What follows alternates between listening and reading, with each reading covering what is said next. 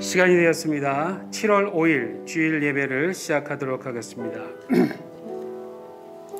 먼저 시편 138편을 낭독하겠습니다. 시편 138편. 내가 전심으로 주께 감사하며 신들 앞에서 주께 찬송하리이다. 내가 주의 성전을 향하여 예배하며 주의 인자하심과 성실하심으로 말미암아 주의 이름에 감사하오리니 이는 주께서 주의 말씀을 모든 이름보다 높게 하셨습니다. 내가 간구하는 날에 주께서 응답하시고 내 영혼에 힘을 주어 나를 강하게 하셨나이다.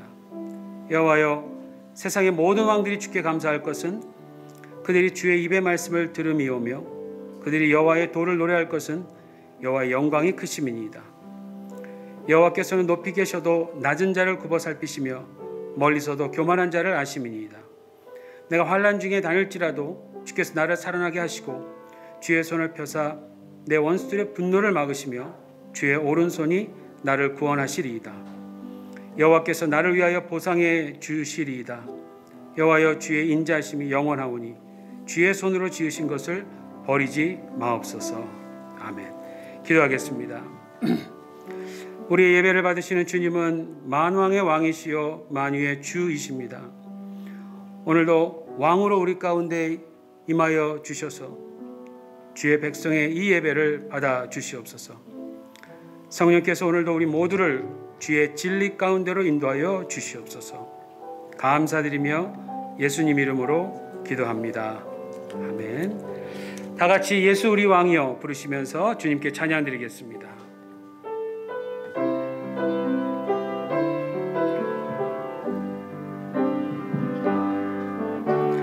예수 우리 왕이여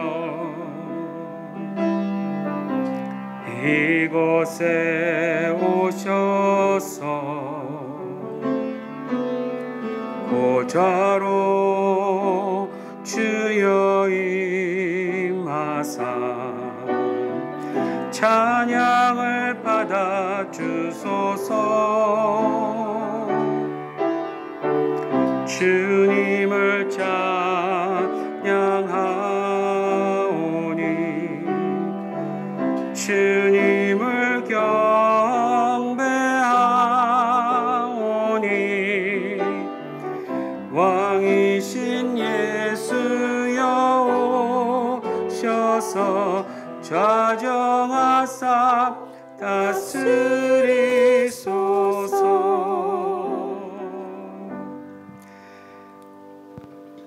다 같이 사도신경을 통해 신앙 고백하겠습니다. 모두 한 목소리로 우리 사도신경을 고백하도록 하겠습니다.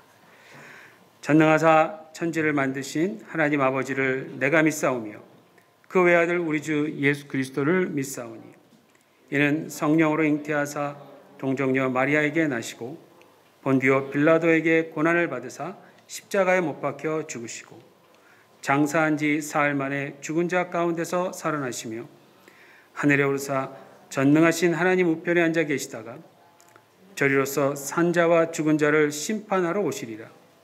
성령을 믿사오며 거룩한 공회와 성도가 서로 교통하는 것과 죄를 사하여 주시는 것과 몸이 다시 사는 것과 영원히 사는 것을 믿사옵나이다. 아멘. 다 같이 앉으신 채로 우리 찬송가 34장 함께 드리겠습니다.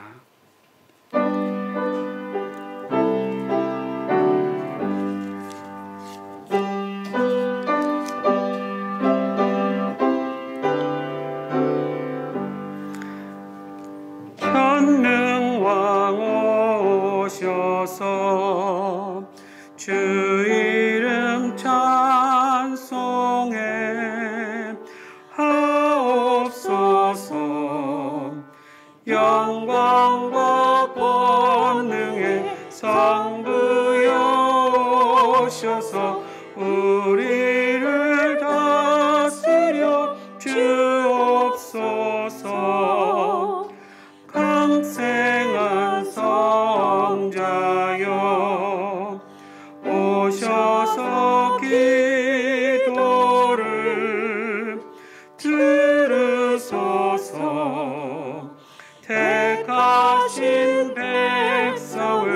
축복해 주시고 거룩한 마음을 주옵소서. 위로의 주 성령 오셔서 큰 증거 주옵소서. 전능한 주시여 각 사람 맘에서 떠나지 마시고 계십소서.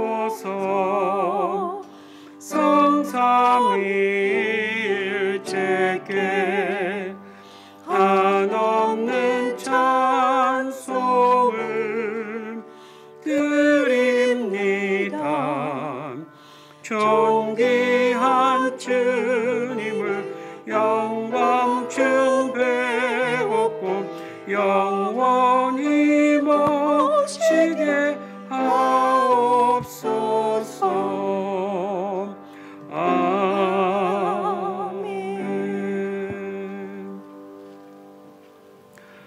오늘 예배를 위해서 정영수 안수 집사님께서 대표 기도해 주시겠습니다. 우리 다 같이 기도하겠습니다.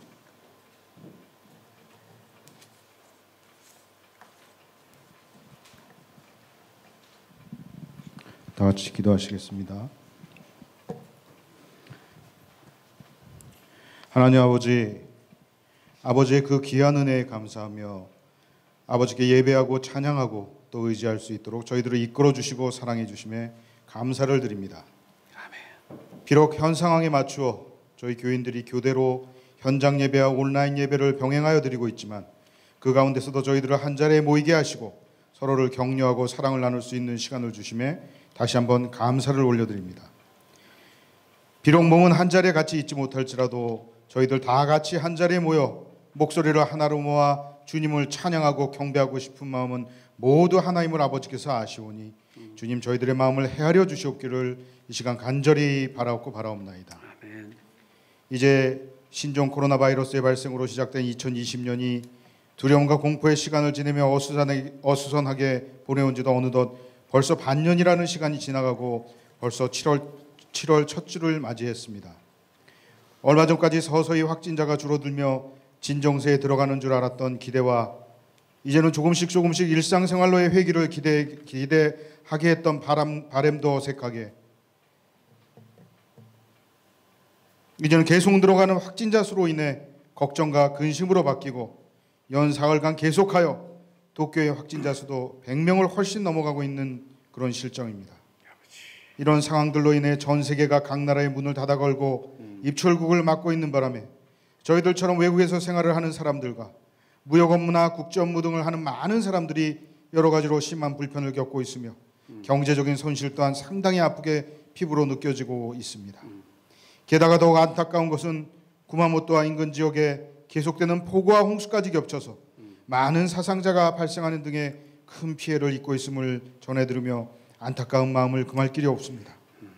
하나님 아버지, 이런 재해가 있을 때마다 새삼스럽게 매번 아버지께 고백하지만 아무리 과학과 의학이 발달하고 인공지능을 개발하여 인간의 지혜를 훌쩍 뛰어넘는 시대이지만 그로 인해 하나님의 영역에 조금이라도 더 접근하고 싶어하는 인간들의 욕망을 보면서 그 옛날 바벨탑의 어리석음을 계속하여 반복하고 있는 인간들의 무지함을 다시 한번 깨닫게 하며 반성을 합니다.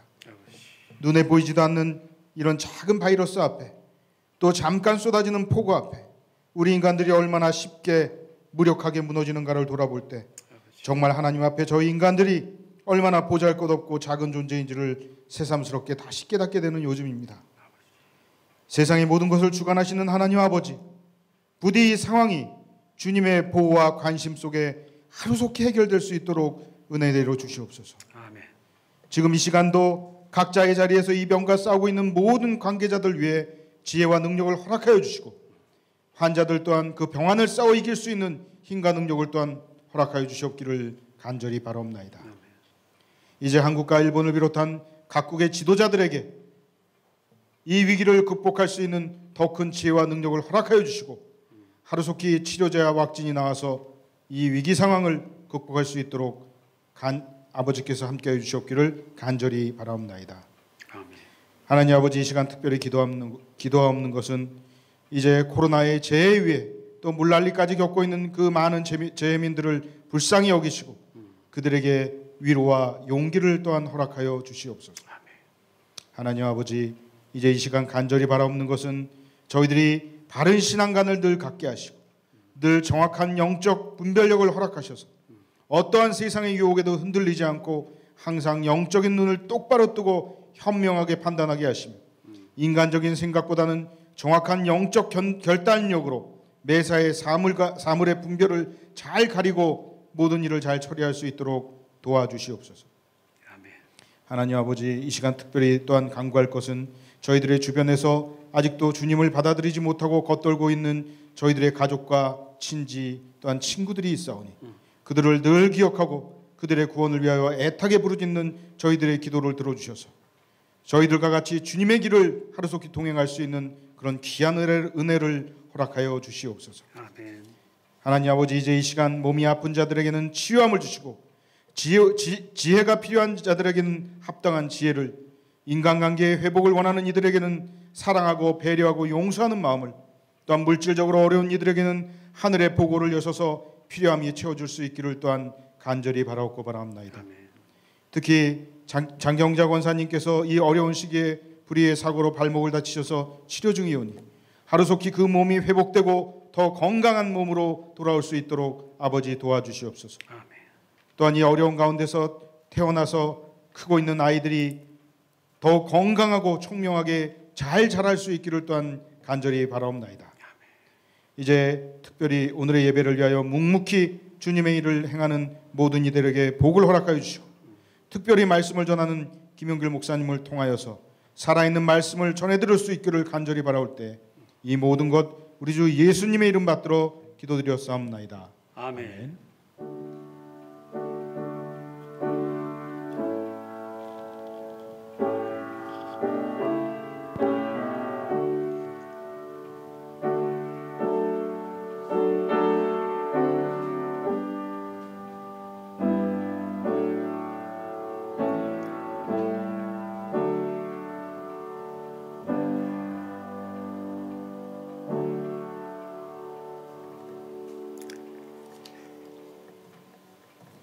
자, 이제 다 같이 성경 말씀 보시겠습니다. 오늘 성경 말씀은 신약성경 사도행전 13장 26절에서 29절입니다. 사도행전 13장 26절에서 29절 제가 봉독하도록 하겠습니다. 사도행전 13장 26절에서 29절입니다.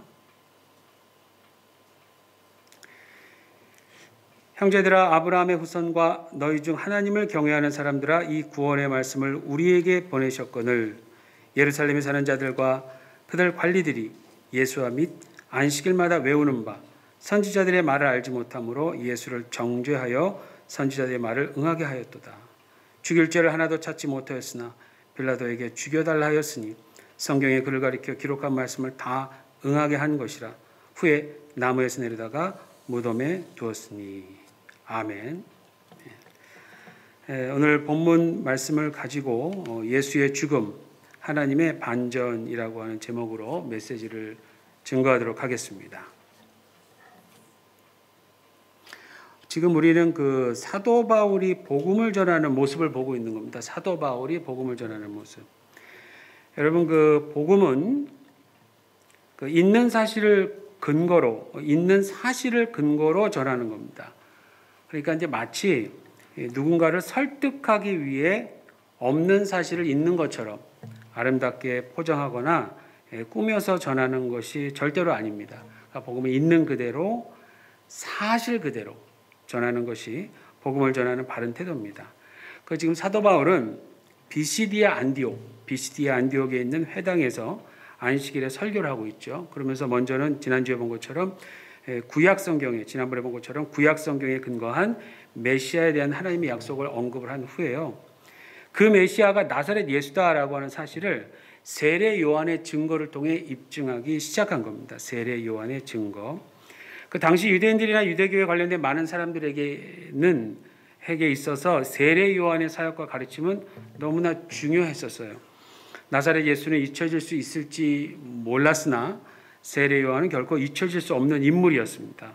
왜냐하면 그는 새로운 시대, 즉 메시아의 오심을 알리는 구약 시대의 마지막 선지자였기 때문이었습니다. 자, 바로 그 세례 요한이 자신의 사역 기간 후기에 너무나도 중요한 메시지를 전한 적이 있었어요. 바로 나사렛에서 온 30세의 예수를 메시아로 알아보고는 그가 바로 성령으로 세례를 줄 자요, 그리고 세상 죄를 짊어질 하나님의 어린 양이다 라고 그야말로 가장 중요한 메시지를 전했었습니다. 그러나 시간이 한참 지난 후에도 많은 유대인들은 세례 요한은 기억했어도요, 그가 전했던 그 메시지는 기억하고 있지 않았어요. 그래서 사도 바울은 실제 인물을 근거로 나사렛 예수가 메시아다라는 사실을 입증하기 위해서 세례 요한이 했던 그 말을 다시 기억나게 해준 겁니다. 그러니까 이제 사도 바울의 이 접근이 있겠죠. 접근은요, 그야말로 실제적이었고 현실적이었어요. 여러분, 이 복음이라는 건 하나님께서 사람을 살리기 위한 구체적인 방법이기 때문에 그 내용은 분명 듣는 자들과 관련 있는 내용이어야 합니다.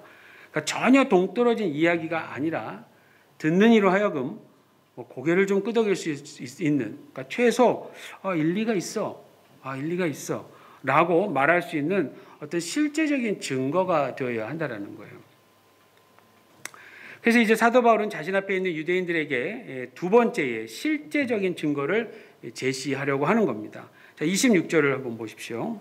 그런데 그 두 번째 실제적인 증거를 제시하기 전에 26절에서 우리는 또다시 사도 바울이 복음을 전하는 모습을 보면서 한 가지 좀 복음 전도에 있어서 한 가지 중요한 좀 기술을 발견하게 됩니다. 잘 배우게 되는 거죠.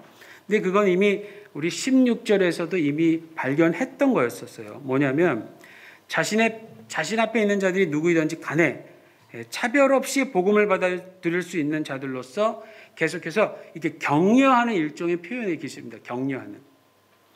그러니까 지금 사도 바울이 서 있는 비시디아 안디옥의 회당에는 나면서부터 유대인이 된 자들이 있었고 또 유대교로 회심한 이방인들이 있었고요. 그리고 아직은 유대교로 회심하진 않았지만 나름 유대교의 하나님에 대해서 관심이 있었기 때문에 지속적으로 회당에 출입하는 이방인들이 있었어요. 바울은 이들 모두를 지금 차별하지 않습니다. 차별하지 않고 대신 모두를 품고자 애를 쓰고 있어요. 한번 보십시오.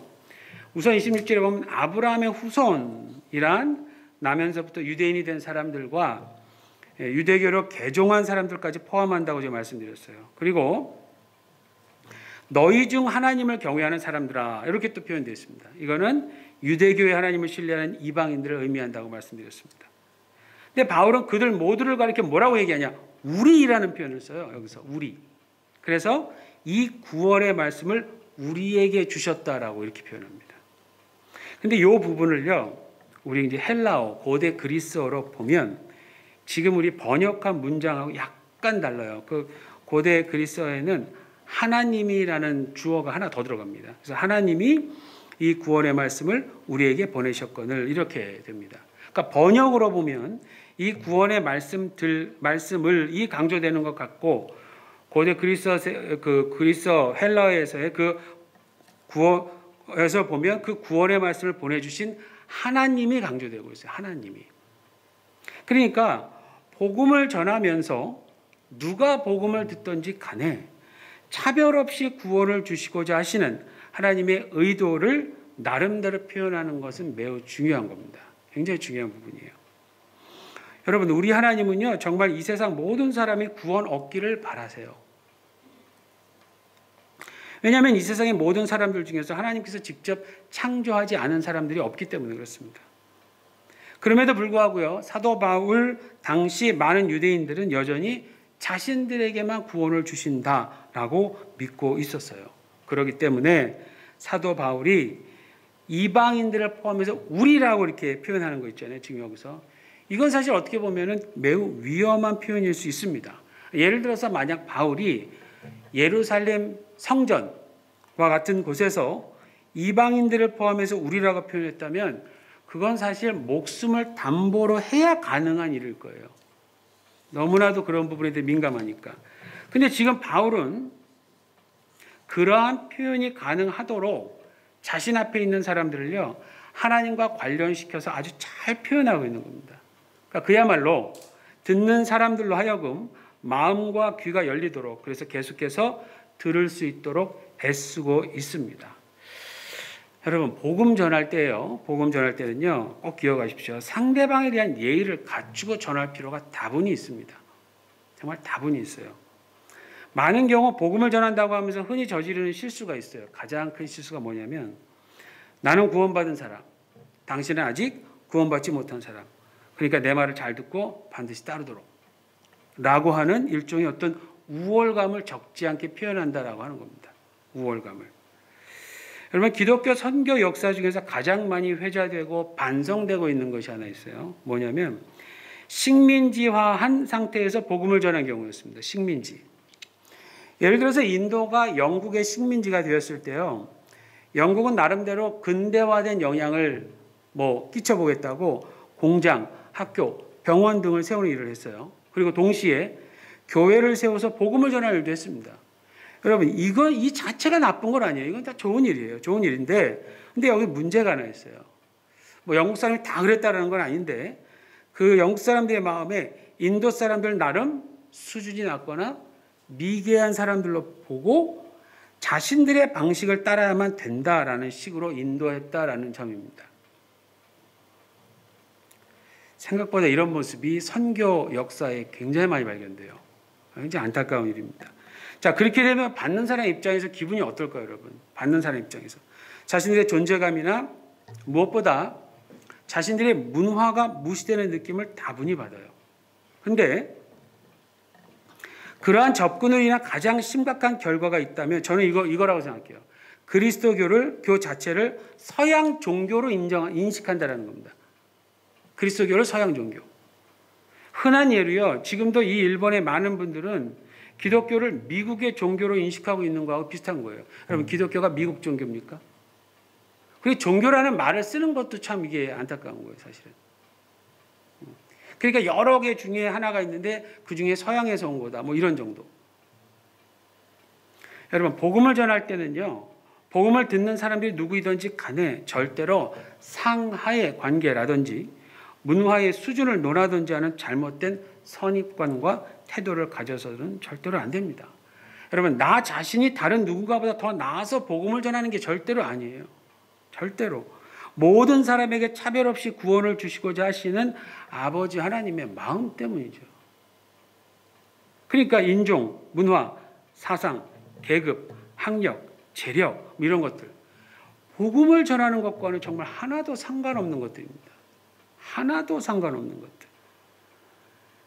오늘 본문에서 아브라함의 후손이든지 하나님을 경외하는 이방인들이든지 하나님은 그들 모두에게 이 구원의 말씀을 보내셨습니다.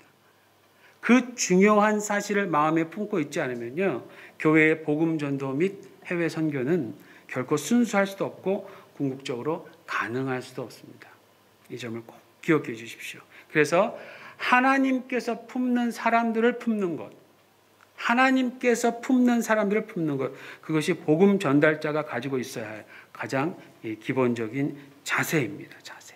그러니까 사도 바울은 이제 그러한 마음과 태도를 가지고 이제 계속해서 두 번째 실질적인 증거를 제시합니다. 여러분, 27절을 한번 보십시오. 바울이 제시하는 나사렛 예수의 메시아됨에 관한 두 번째 실질적인 증거, 그거는 나사렛 예수의 죽음에 관한 것이었습니다. 자, 그가 죽었다. 그 당시 유대인들 거의 모든 사람들이 알았어요.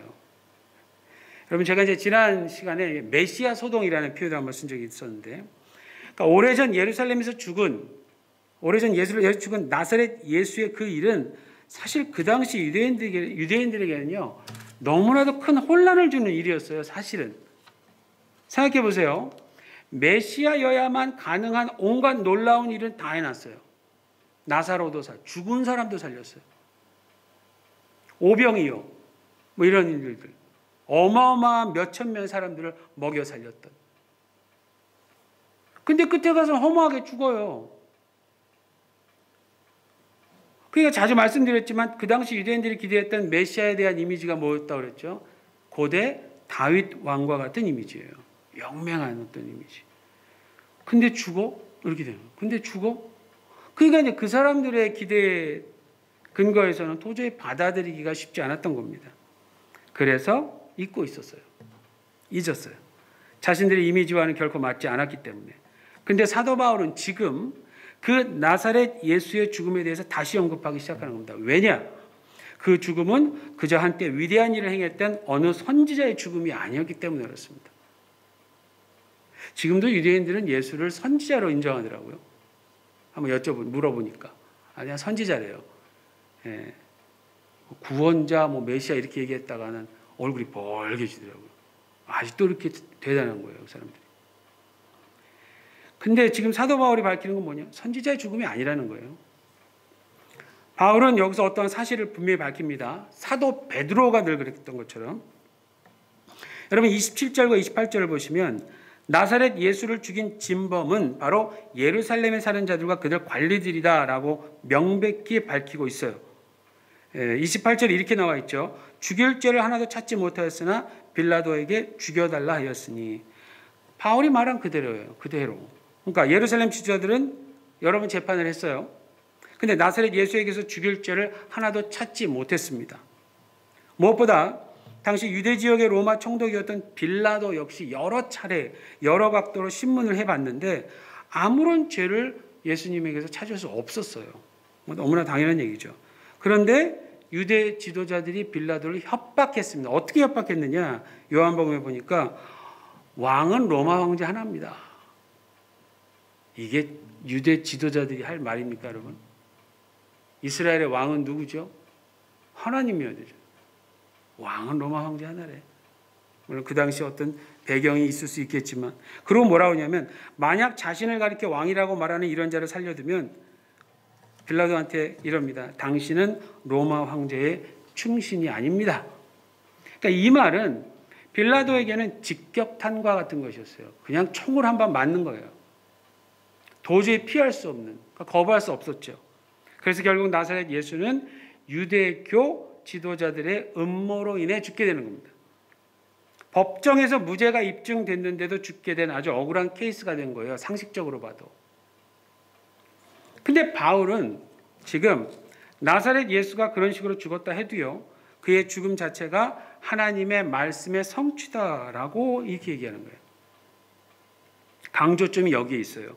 29절을 보시면 성경이 그를 가리켜 기록한 말씀을 다 응하게 한 것이라. 29절을 먼저 보니까 성경이 그를 가리켜 기록한 말씀을 다 응하게 한 것이라. 자, 이 부분은 좀 이따가 다시 또 더 많이 얘기를 나누겠습니다.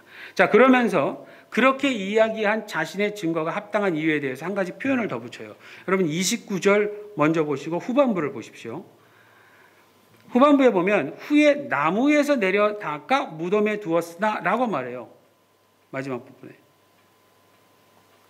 예수님이 십자가에서 죽으셨잖아요. 근데 십자가라는 표현을 지금 안 씁니다. 바울이. 왜 그랬을까요?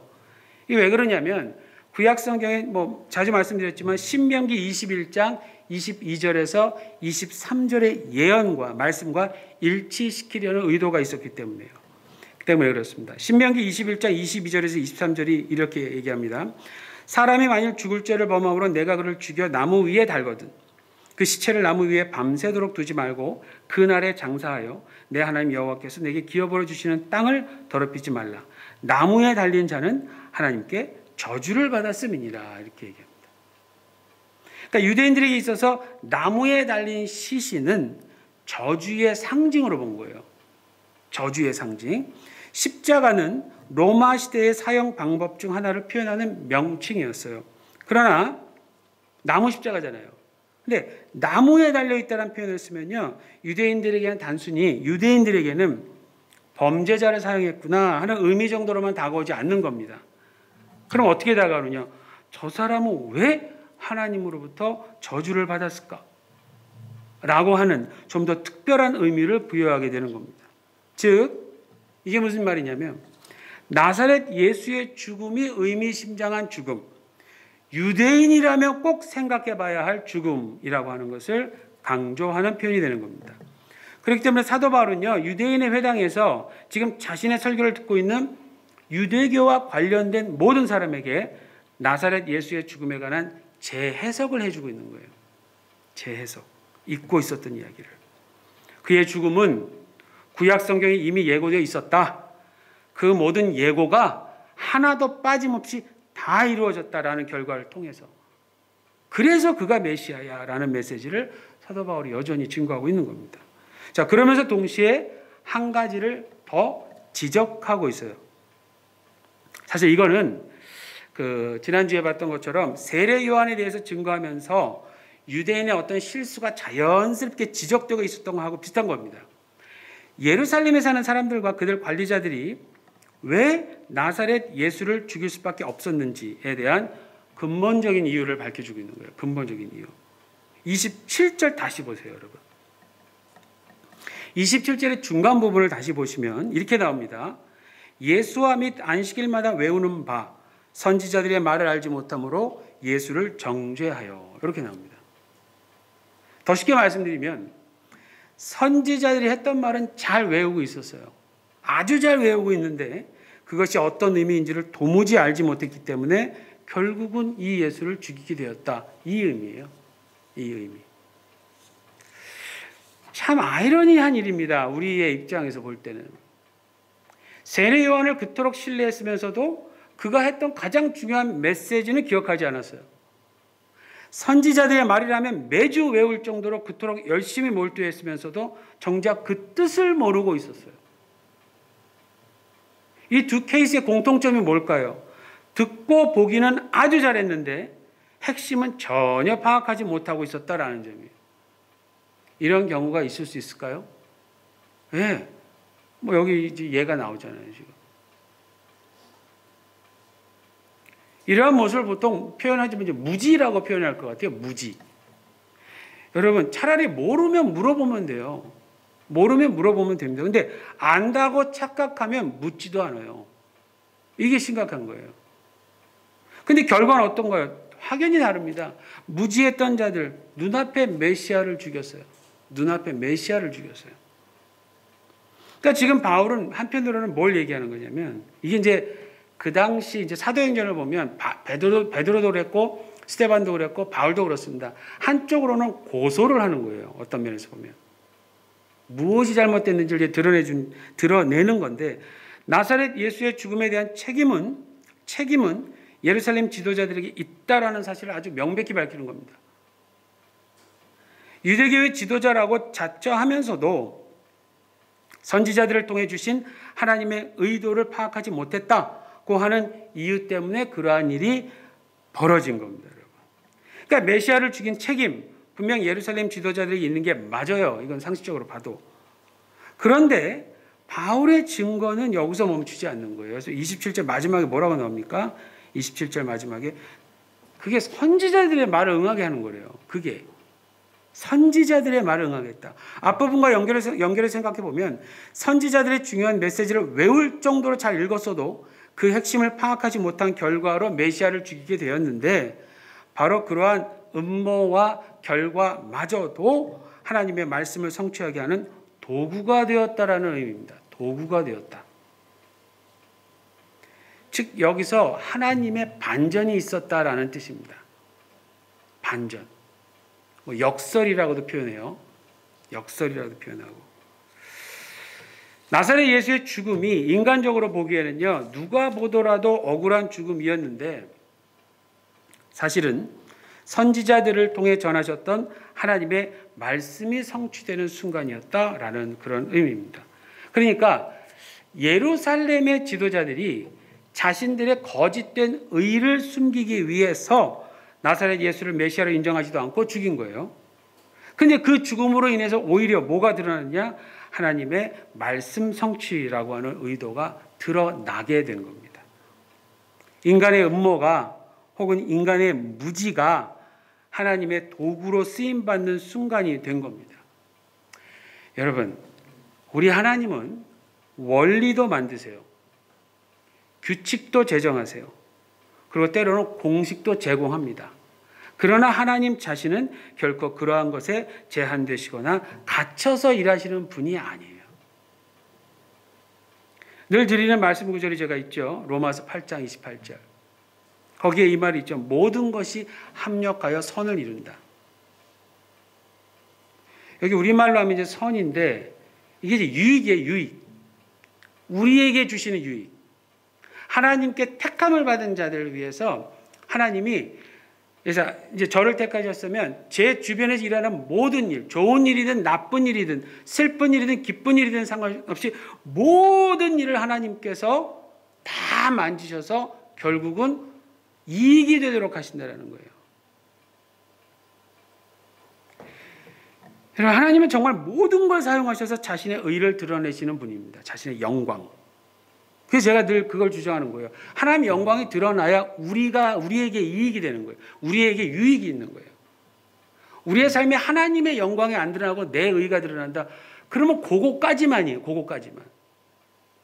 근데 나는 숨기고 하나님의 의가 드러난다. 그러면 나에게 가져다 줄 수 있는 유익이라는 게 너무 큰 거예요, 여러분. 아니, 정상적이라면 뭘 택하겠습니까? 그렇죠? 우리가 보기에는 말도 안 되는 것 같지만요. 그러한 곳에서 늘 반전이 일어나는 것. 그게 하나님 나라의 현상이고 특징이고 전쟁으로 말하면 어떤 전략의 또 승리고 결과요, 결과. 그게 우리에게. 그러니까 나사렛 예수의 죽음, 그 죽음에 관련된 음모, 그러나 결과적으로는 하나님 계획의 성취라고 하는 것이 오늘 바울이 전하는 설교의 핵심입니다. 예루살렘 지도자들이 이긴 것처럼 보였죠. 유대인들에게 보이며 있어서는 그게 아니라는 걸 지금 바울이 얘기해 주는 거예요. 바로 그 죽음은 메시아에게 있었어야 할 필연적인 과정이었다라고 전하고 있는 겁니다. 사람들은 메시아라면 절대로 죽으면 안 돼라고 생각했지만 하나님 계획엔 메시아는 죽게 되어 있었습니다. 그거를 구약의 선지자들의 메시지를 정확히 살펴보면요. 그걸 모를 수가 없었어요. 모를 수가. 그렇게 외웠는데. 세례 요한에 대해서 살펴보면서 발견했던 것. 메시아는 겸손한 왕으로 오시는 게 맞습니다. 겸손하게. 그리고 메시아는 구약 성경에 기록된 예언대로 나무에 달려 죽으시는 것이 맞아요. 왜냐? 메시아는 세상 죄를 지고 가는 하나님의 어린 양으로서 모든 인류의 죄값을 대신하여 심판주의 진노를 받으셔야 할 임무를 가지고 오셨기 때문입니다. 우리가 받아야 할 저주를 그분이 대신 받으신 거예요. 이게 사실 너무 큰 이야기여서 우리가 사실 어떨 때는 실감이 안 나요. 근데 이제 유대인들은 이 느낌을 어느 정도 좀 느꼈을 것 같아요. 왜냐하면 이 신명기 말씀이 있었기 때문에. 이걸 다시 인식을 시켜주는 겁니다. 여러분 이사야 53장 그 유명한 이사야 선지자가 예언했던 것 중에 이사야서 53장 4절과 5절을 보니까 이런 말이 있어요. 그는 실로 우리의 질고를 지고 우리의 슬픔을 당하였거늘 우리는 생각하기를 그는 징벌을 받아 하나님께 맞으며 고난을 당한다 하였노라. 진짜 그렇게 생각한 거예요. 예수님 당시 예수님 그 십자가 못 박히실 때. 뭔지는 모르겠지만 무슨 죄를 저질러서 저렇게 됐지? 이렇게. 근데 5절에서 그가 찔림은 우리의 허물 때문이요. 그가 상함은 우리의 죄악 때문이라. 그가 징계를 받음으로 우리는 평화를 누리고 그가 채찍에 맞음으로 우리가 나음을 받았도록. 갑자기 상황의 의미가 이게 역전이 되는 거예요. 우린 그렇게 생각했는데 그게 아니라는 얘기예요. 10절에 보니까 이사야서 53장 10절에 보니까 여호와께서 그에게 상함을 받게 하시기를 원하사. 그러니까 하나님 뜻이라는 겁니다. 이게. 질고를 당하게 하셨은즉 그 영혼을 속건 제물로 드리게 이르면 그가 씨를 보게 되며 그의 날은 길 것이요 또 그의 손으로 여호와께서 기뻐하시는 뜻을 성취하리로다. 성취란 말이 여기 나와요. 그리고 12절을 보니까 그러므로 내가 그에게 존귀한 자와 함께 몫을 받게 하며 강한 자와 함께 탈취한 것을 나누게 하리니 이는 그가 자기 영혼을 버려 사망에 이르게 하며 범죄자 중 하나로 헤아림을 받았음이니라. 그러나 그 우리나라 그 개역 개정에는 요 말이 빠졌는데요. 예전 성경 성경에는 이 말이 들어가 있어요. 그러나 실상은 이 말이 들어가 있어요. 실상은 그가 많은 사람의 죄를 담당하며 범죄자를 위하여 기도하였느니라. 라고 하는 일이 실제로 나사렛 예수로 인해 이루어졌다는 얘기입니다. 여러분, 우리가 살고 있는 이 세상에는 악이 승리한 것 같은 일들이 참 많이 일어나는 것이 현실이에요. 현실. 실제로 그렇습니다. 악이 승리할 때도 있습니다. 그러나 모든 일은 끝까지 가봐야 알아요. 마치 야구 경기라든지 운동 경기에서 막판에 역전하는 것도 이런 거 많잖아요. 굉장히 많잖아요. 4년 전이었나요? 3년 전이었나요? 일본에서 무슨 이렇게 프로 야구 대회 있었을 때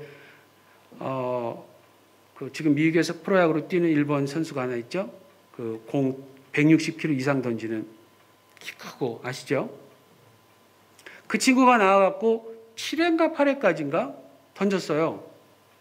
그때까지 우리나라 결승에 올라가고 우리나라 선수들 올라가고 한 명도 못 쳐.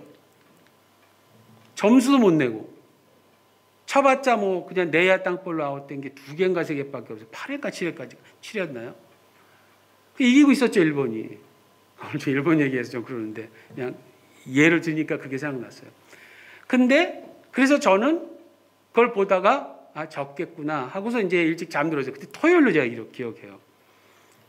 그래서 이제 잠들었는데 아침에 일어나서 TV를 딱 트니까 뉴스에서 우리가 이긴 걸로 나온 거예요. 왜 이겼을까요, 여러분? 뭐 대답하시라고 질문한 건 아니고요. 아시잖아요. 마무리 투수가 나왔는데 그 전까지는 160km 이상의 공을 계속 받다가 갑자기 160 이하 되는 공을 받다 보니까 공이 이만하게 보이더래요. 그래서 결국 역전해서 이겼어요, 여러분. 우리나라 그때.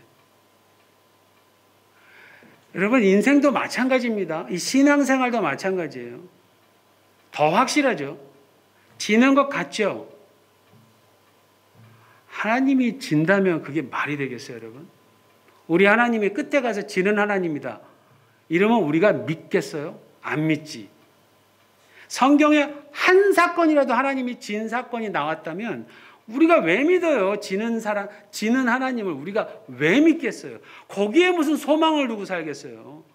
그런 분한테 무슨 기도를 하겠어요? 근데 성경이 말하는 하나님은 어떤 하나님입니까? 죽었는데 그게 승리래요. 프랑스의 어떤 신학자가 이 부분을 되게 재밌게 표현한 글이 하나 있는데 예수님이 십자가에서 못 박히면서 얼마나 고통스러워요. 막 고통스럽게 죽어가는데 사탄이 보면서 막 앞에서 박수치고 이겼다 막 이런 거예요. 근데 그 예수님이 마지막 죽을 때 고개를 다 이루었다 그러고 내 영혼을 주님께 맡깁니다 그러고 고개를 딱 숙였는데 죽었다 그러는데 갑자기 예수님이 눈을 딱 뜨더니 메롱 하더래요. 그 프랑스 신학자가 쓴 어떤 글이래요. 그러고 죽으셨대요. 그러니까 사단 입장에서는 제가 왜 저러지? 저게 무슨 신호지? 실제로 예수님이 그렇게 하지는 않으셨겠지만 마치 그런 것과 같은 거예요, 여러분. 이게 지금 그 죽음 속에 반전이 있을 거라고 누가 알았어요? 성경을 달달 외우는 사람들도 몰랐던 거예요. 몰랐던 이유는 분명하지만 의로우신 재판장이 살아계신 한, 영원한 의로우신 재판장이 살아계신 한 절대로 악이 승리하는 일이란 없습니다. 있을 수가 없어요, 여러분. 나사렛 예수의 죽음이 하나님의 계획 성취라는 사실이 바로 그 점을 여실히 증명하고 있는 겁니다. 나사렛 예수의 죽음은 결코 그의 생애의 마지막 순간을 알리는 일반적인 죽음이 아니었어요. 특별하고도 고귀하고도 도저히 흉내낼 수 없는 하나님의 깊고 넓고 높은 뜻이 온전히 실현된 구속, 구원의 절정인 거예요. 그래서 저는 이 예수님의 죽음을 하나님의 반전이라고 표현하는 겁니다. 그리고 그와 같은 의미를 담은 하나님의 위대한 일들이 계속해서 우리의 삶 속에서도 나타나야 합니다. 여러분, 그게 우리의 기도가 돼야 되는 거예요. 그게. 그냥 성경 안에서 문자로 있는 그런 일이 돼버리지 말고 그냥 기록이 아니라 우리 인생에도 기록이 돼야 돼요. 아멘이십니까? 지금 우리 코로나 사태 때문에 사실 이게 얼마나 어려워요, 여러분. 한치 앞을 모르겠잖아요. 계속 확진자 수는 뭐 또 늘 수밖에 없을 것 같아요. 이게. 그럼에도 불구하고 우리에게 소망이 있고 희망이 있고 절망되지 않는 이유는 여러분요, 이 일을 하나님이 다 다스리시고 관리하시고 주관하시는 거라면 여러분 걱정하지 마세요. 이 일에도 분명한 반전이 생깁니다. 꼭 나쁜 일만 있는 거 아니에요. 얼마든지 우리에게 이익이 되고 유익이 되는 그런 일들이 분명히 발생하고 있는 겁니다. 여러분 끝에 가봐야 알아요. 신앙은 끝까지 가는 거예요. 끝까지. 중간에 포기하는 건 신앙생활 아니에요. 예수님의 죽음은 하나님의 반전이었습니다. 그래서 오늘까지도 복된 소식으로 전할 수 있게 된 겁니다. 그리고 앞으로도 우리는 그 사실을 복음이라고 전할 수 있게 된 겁니다. 기도하겠습니다. 예수님이 죽으시지 않으셨다면 지금 우리들이 이렇게 모일 수 있었을까요? 예수님이 우리를 위해 죽지 않으셨다면 지금 우리들이 하나님의 복된 자녀로 살아갈 수 있었을까요? 예수님이 우리를 위해 죽지 않으셨다면 그야말로 온 인류는 희망이라고 하는 단어 자체를 몰랐을 것이며 그로 인한 기쁨 역시 전혀 경험해 보지 못했을 겁니다. 그러나 분명한 사실은 예수께서 온 인류의 죄값을 대신 치루어 주시기 위해 십자가에서 죽으셨다는 것입니다. 하나님의 독생하는 아들로서 자신의 지위와 보좌를 버리시고 아버지의 뜻을 이루시기 위해 이 땅에 인간으로 오신 예수님 진심으로 감사드립니다. 우리 모두도 예수님의 그 희생의 의미를 잊지 않고 예수님처럼만 살아갈 수 있도록 최선을 다하겠습니다. 성령님 우리 힘대로 하지 않도록 인도하여 주시고 아버지의 임재와 예수께서 전해주신 아버지의 진리 가운데에서 절대로 벗어나지 않도록 붙잡아 주시옵소서. 감사드리며 예수님 이름으로 기도하옵나이다. 아멘. 다 같이 앉으신 채로 우리 찬송가 138장 함께 드리겠습니다.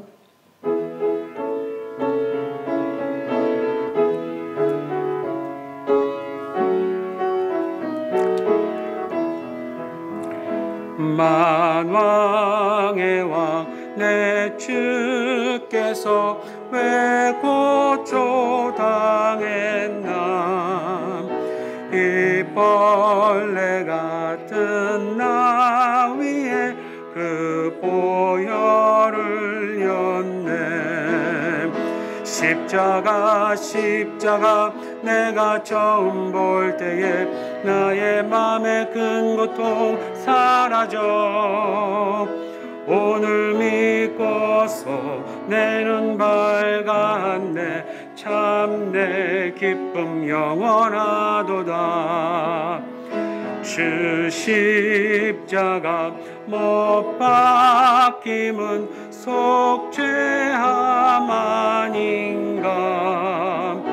그 긍휼함과 그 은혜 날 알 수 없도다. 십자가 내가 처음 볼 때에 나의 맘의 큰 고통 사라져. 오늘 믿고서 내 눈 밝았네. 참 내 기쁨 영원하도다. 늘 울어도 그 큰 은혜 다 갚을 수 없네. 나 주님께 몸 바쳐서 주의 일 힘쓰리. 십자가 내가 처음 볼 때에 나의 맘의 큰 고통 사라져. 오늘 믿고서 내 눈 밝았네. 참 내 기쁨 영원하도다. 아버지로다. 드린 헌금을 위해서 함께 기도하겠습니다. 오늘도 우리들을 모아주시고 예배드릴 수 있는 이 특권 주심을 감사드립니다. 한 마음으로 드리는 이 예배를 주님 받아 주시옵소서. 또한 감사함으로 자원함으로 주님께 귀한 예물 드립니다. 주님께서 원하시는 대로 사용하시도록 또 우리 교회에게 지혜를 주셔서 주신 물질을 잘 관리할 수 있도록 인도하여 주시옵소서. 이번 한 주간도 계속해서 우리 모두가 이웃들에게 빛을 선전하기 위해 필요한 사역들을 허락해 주시옵소서. 어려운 상황이지만 명령하시는 대로 순종하겠습니다. 그리고 믿음으로 반응하겠습니다. 이 교회를 사용하여 우리 교회를 사용하여 주셔서 아버지의 영광을 나타내시고 아버지의 나라를 확장해 가시옵소서. 이번 한 주도 우리 모두를 사랑과 은혜로 보호하시고 인도하여 주시옵소서. 또한 필요한 모든 지혜를 부어주시고 어디에 있든지 인정받는 주님의 자녀들이 되게 하여 주시옵소서. 모든 영광을 주님께 올려드리고 감사드리며 예수님 이름으로 기도합니다. 아멘. 광고 말씀을 드리겠습니다. 오늘도 여러분들과 함께 부분적이지만 또 영상으로도 함께 예배드리게 됨을 감사드립니다. 자세한 것은 늘 주보와 함께 그 교회 홈페이지 하단에 있는 교회 안내를 잘 참조해 주시기를 바랍니다. 중요한 것만 좀 말씀드리겠습니다. 다음 주부터 다음 주 7월 12일입니다. 주일 오후 2시 30분부터 가족의 삶이라는 기본과정, 멤버십 기본과정이 한국어와 일본어 통역으로 진행됩니다. 저희 교회에 처음 오신 분들이나 아직 멤버로 등록하지 않으신 모든 분들은 다 참여하실 수 있습니다. 그 장소가 아직 결정은 안 됐는데 물론 뭐 친교실이 될 수도 있지만 좀 넓은 곳을 생각하면 이 본당에서 지금 좀 할 예정 가운데 있습니다. 구체적인 장소에 대해서는 다음 주에 정확히 말씀드리겠습니다. 이번 기회에 저희 교회가 어떤 교회인지 좀 자세히 아실 수 있는 그런 기회가 되시기를 바랍니다. 1부와 2부가 함께 참여하는 시간입니다. 그리고 이제 뭐 들어오면서도 지난주부터 보셨지만 주일 헌금은 본당 입구에 마련되어 있는 그 헌금 주머니에 해 주시길 바랍니다.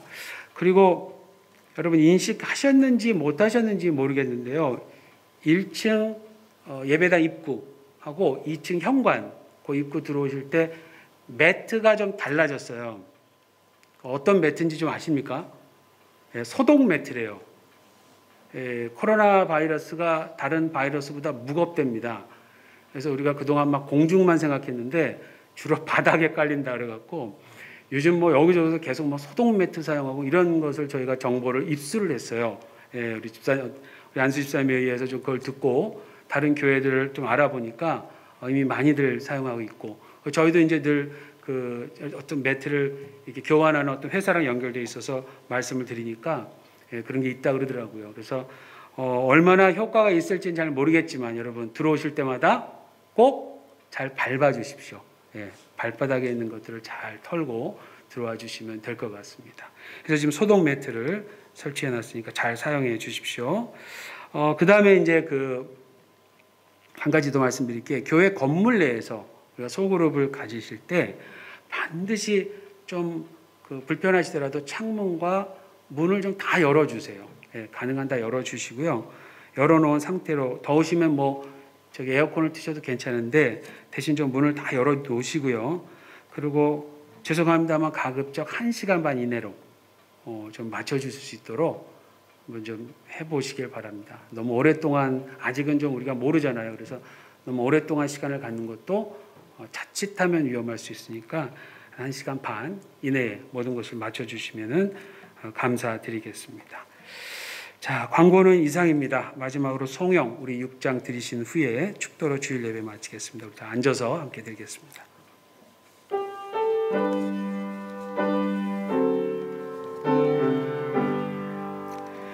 찬양 성부 성자 성령 삼위일체 신께 영생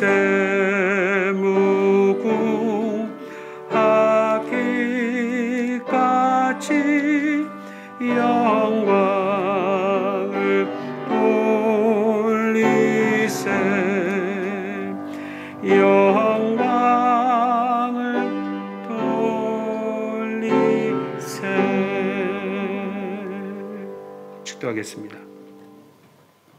이제는 우리 구주 예수 그리스도의 은혜와 아버지 하나님의 극진하신 사랑과 성령님의 역사하심이 오늘도 예수 그리스도의 죽음에 대한 의미를 바로 알고 그 죽음을 복음으로 전하고자 애쓰는 우리 모든 성도님들의 삶 속에 이제로부터 영원토록 함께 하시기를 예수님 이름으로 축원하옵나이다.